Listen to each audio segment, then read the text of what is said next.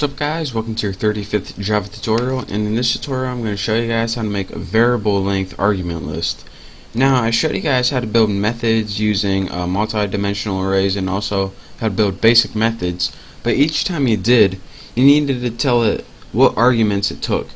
But sometimes you want to build a method and you don't know how many arguments it took. So for example, say you want to build a method to average a bunch of numbers. Well, maybe you don't know how many numbers you want to average first, so you don't know how many arguments to give it. Well, in this tutorial I'm going to show you guys how to make a method that takes however many arguments you want. So let's go ahead and build a method outside our main method. Let's build a public static int, since it's going to be returning integers, average. And I just named it average. You can name it whatever you want. Now go ahead and it's going to take an argument of integers, but you don't know how many. So anytime you don't know how many, what you do is put an ellipse, and that's 3 dots, and then put the name of the variable you want to use. And instead of putting int x, int y, int z, you just put 3 dots, and what 3 dots means is, alright, I'm going to be throwing numbers in here, but I don't know if I'm going to be throwing 2 numbers, 5 numbers, or 500 numbers. So dot dot dot means just do it, and I'm not going to tell you how many numbers. So now that we have that, that's a new thing I wanted to show you in this tutorial. Dot dot dot means you don't know how many arguments it's going to take. Let's go ahead and build a simple function. Let's just total all these numbers, so it starts at 0 since we don't have any numbers yet. Let's make an enhanced for loop.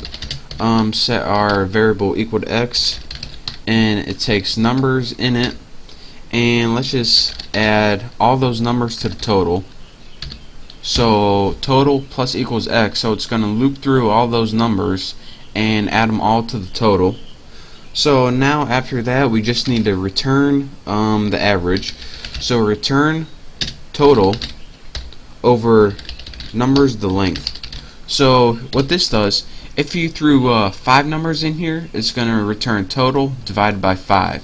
If you only threw 3 numbers in here, it's going to return that total divided by 3. So number, which should actually be numbers, is what you passed into it, and the length of it is how many values. So that's how that works. So this is our method we just built. Now we need a way to output it on the screen. So go back to your main function so you can run this program, and just write system out, move my mouse, print line, and let's just print something like average, and then in here, in your average method, you can type however many numbers you want, 43, 56, 76, and 8. And let me go ahead and run this and show you guys. The average of this is 45. So that took 4 arguments, or 4 numbers right there. But let's say we wanted to add more, 65, 76, 2, and 31. Let's go ahead and run this. Does it still work? Yep. Interestingly enough, the average is only 44 for this. Interesting. So this is what this does. Anytime you want to build a method, this is the meat of this tutorial right here.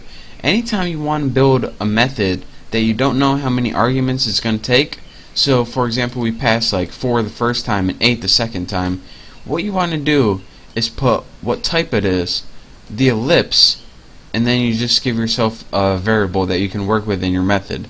So again, that ellipse right there means I don't know how many it is, so I don't have to make it over and over again.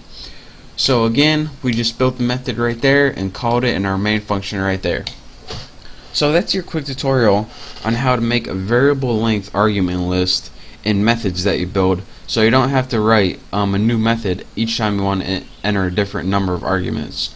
So practice that, and once you play with it a couple times, you'll get good at it.